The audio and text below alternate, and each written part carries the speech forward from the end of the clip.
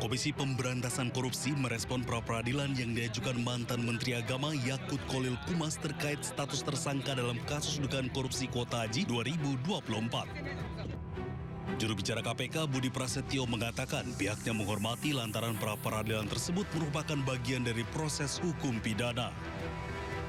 Namun demikian Budi tegaskan penetapan tersangka Yakut sesuai dengan ketentuan hukum acara yang berlaku.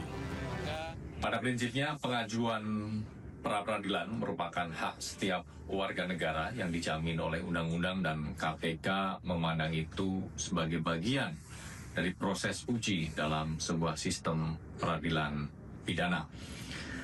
Namun demikian KPK tegaskan bahwa seluruh tindakan penyelidikan, penyidikan hingga penetapan seseorang sebagai tersangka dalam sebuah rangkaian proses penanganan perkara semuanya telah dilakukan sesuai dengan ketentuan hukum acara yang berlaku.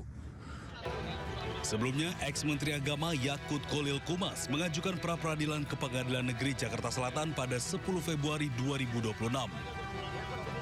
Sidang perdana dijadwalkan Selasa 24 Februari 2026 di ruang sidang 02 pada pukul 10 waktu Indonesia Barat. Pemirsa, TNI Angkatan Darat menggelar rapat pimpinan TNI Angkatan Darat tahun anggaran 2026 dengan fokus penguatan program pemerintah dan sinergi nasional untuk mendukung pembangunan dan tugas pertahanan negara. Bisa Rapim TNI Angkatan Darat dipimpin langsung Kepala Staf Angkatan Darat Jenderal TNI Maruli Simanjuntak. Dalam sambutannya, Kasat menegaskan bahwa Rapim TNI AD merupakan forum strategis untuk menyamakan persepsi, mengevaluasi kinerja, serta merumuskan arah kebijakan yang selaras dengan prioritas pemerintah. Kasat juga menekankan pentingnya sinergi, disiplin, dan inovasi seluruh jajaran TNI AD guna meningkatkan profesionalitas prajurit, serta memastikan kontribusi nyata TNI AD dalam mendukung stabilitas nasional dan kesejahteraan masyarakat.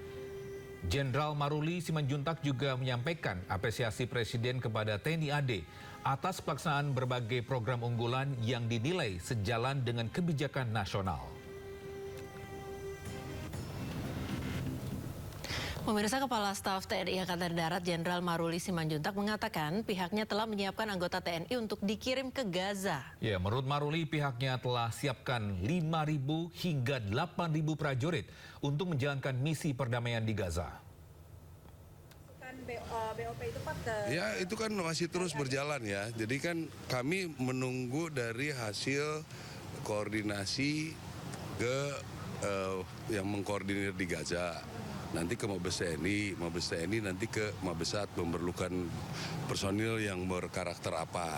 Nanti kami siapkan, begitu. Tapi persiapannya sudah jalan, sudah mulai berlatih orang-orang yang kemungkinan kan kita nanti kan jadi perdamaian. Jadi berarti si jeni, kesehatan, yang seperti itu kami siapkan. Jumlah personilnya spesifik akan di Gaza ya Pak, bukan di Lebanon atau mana? Ya saya belum terlalu ini ya, lebih baik bertanya ke Mabes TNI biar lebih jelas. Kalau kami hanya penyiapan pasukannya saja. Jumlahnya berapa berarti, Pak? Ya bisa satu brigade 5.000, 8.000 mungkin. Tapi masih bernego semua, belum pasti. Jadi belum ada kepastian angka sampai sekarang. Gitu. Tapi tahun ini pelibatan TNI dalam... Ya belum bisa saya pastikan karena saya tidak ikut itu. Saya bagian penyiapan. Ya. Oke. Pelibatan TNI dalam pemberantasan terorisme itu seperti apa? Apakah disampaikan oleh pemerintah? Itu biar saja nanti dari Mabes TNI ya, Mabes TNI dari Kemhan biar. Kalau kami kan masih pembinaan Angkatan Darat, jadi kita tidak mengikuti detail apa yang didiskusikan tentang itu. Tapi kalau Bapak melihat gimana Pak, ini kan di banyak... Fakta baru genosida terungkap. Zionis Israel menggunakan bom termobarik atau aerosol dalam serangan ke Gaza. Ya, tetaplah bersama kami di Sindo Today.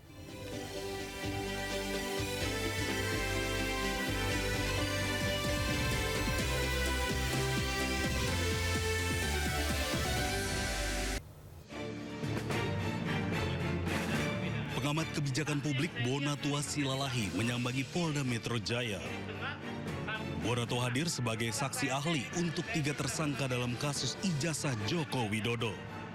Bonatua hadir sambil membawa salinan ijazah Jokowi yang sebelumnya diserahkan oleh KPU RI. Bonatua menjelaskan penyidik sampaikan 27 pertanyaan kepada dirinya. Salah satunya terkait validasi ijazah yang diteliti Roy Suryo CS. RRT sudah memvalidasi sampelnya, walaupun datangan belakangan ya, walaupun catat ini belakangan, karena saya kan datangnya, sampel itu datang kemarin ya, sementara mereka sudah meneliti sejak April. Nah, seperti itu. Jadi itu saja yang saya saksikan, artinya dengan begitu asumsi-asumsi bagaimana penelitian ini, mari kita ikutin bahwa sampel itu boleh dikatakan sudah benar. Sebelumnya, Komisi Pemilihan Umum serahkan salinan ijazah Jokowi kepada Bonatua Silalahi. Salinan dokumen itu akan diserahkan oleh Bonatua kepada masyarakat. Dari Jakarta, Tim Liputan iNews melaporkan. Pemirsa, Presiden ke-7 Republik Indonesia Joko Widodo mendatangi Polresta Solo pada Rabu sore. Ya, kedatangan Jokowi disebut untuk berikan keterangan ke penyidik Polda Metro Jaya dalam kasus tudingan ijazah palsu.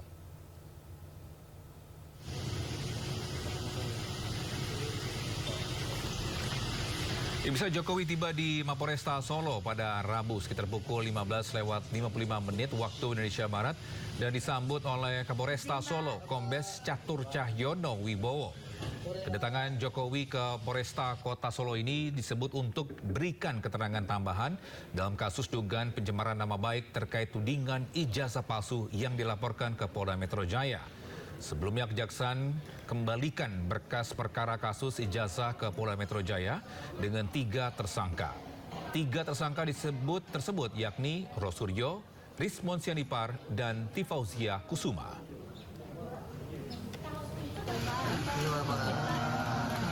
Sedikit soal tadi pemeriksaannya atau apa Pak? Ya, ada pemeriksaan tambahan, tapi untuk keterangan dan penjelasan biar penasihat hukum yang lebih menjelaskan secara rinci. Ya.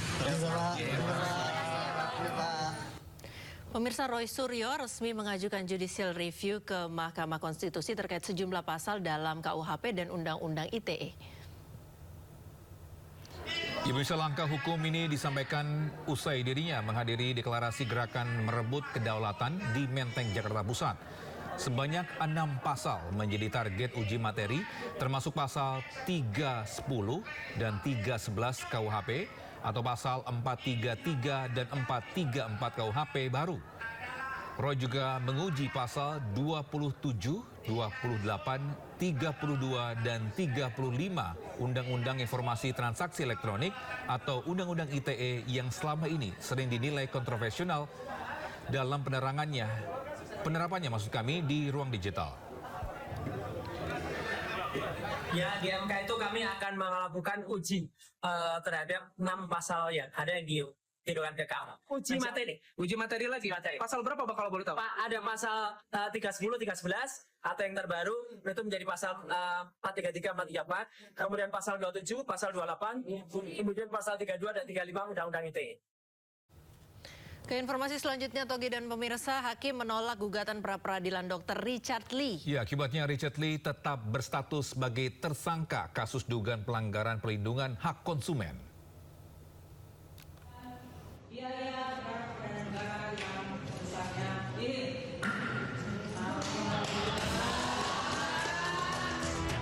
Majelis Hakim Pengadilan Negeri Jakarta Selatan telah memutus gugatan pra-peradilan yang dilayangkan Richard Lee. Gugatan itu dilayangkan sang dokter kecantikan Richard Lee karena keberatan dijadikan tersangka dalam kasus dugaan pelanggaran perlindungan hak konsumen yang dilaporkan dokter detektif atau Doktif ke Polda Metro Jaya.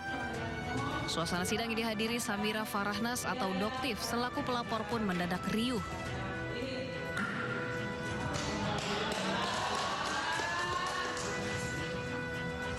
Di depan ruang sidang, Doktif melakukan sujud syukur usai gugatan Richard Lee ditolak.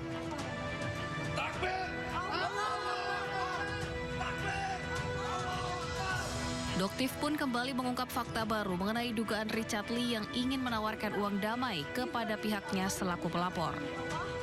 berapapun itu tidak akan bisa mengganti kerugian masyarakat.